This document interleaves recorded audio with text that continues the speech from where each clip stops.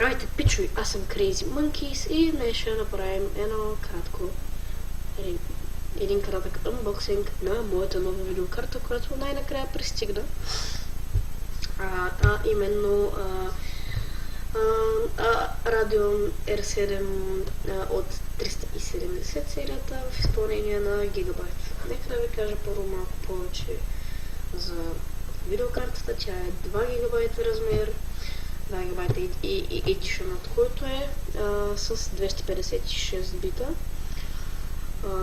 Разполага с два охладителя, нали, два фенсинга. Тук пише доста повече за видеокартата. Мисля само да кажа, че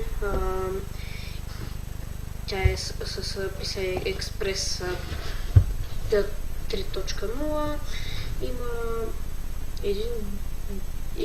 два DVI порта, един HDMI и един VGA порт, които ще видим след малко. И сега нека отворим. Чакайте сега. Записвам с веб камерата, който е най-добре. Ето е видеокартата. Днес ще оставим на страна. Малко ще погледнем. Друго, което намираме под това чудо, е кратка книжка с инструкции, така нататък. Ето ги по портовете тук.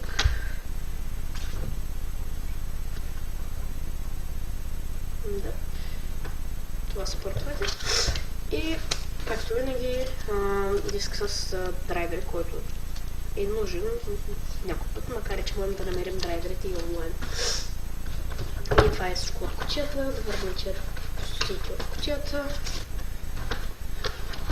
И да приемем... Така беше. Така.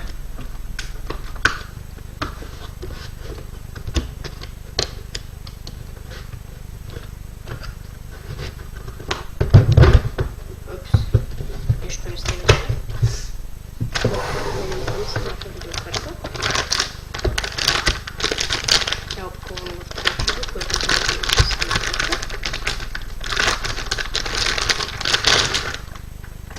и самата видеокарта, както вече казах, разполага с два вентилатора. Тук виждаме доста сериозни медни тръби за охлаждане.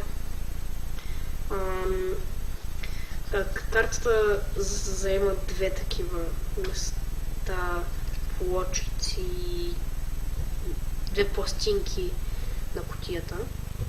Не като другите с една. Нали, като хванете картата, имате чувство, че държите висок клас карта. Ето тук виждаме още от тези реалтанчета.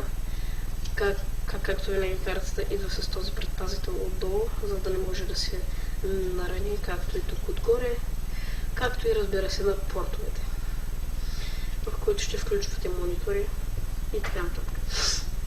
Като цяло това е от картата. Ще я видите как се представя в следващите клипове. Ако видеото ви е харесало, надявам се да ви е харесало, може да харесате, да коментирате и да се абонирате. Това бях аз, Crazy Monkeys, и до скоро!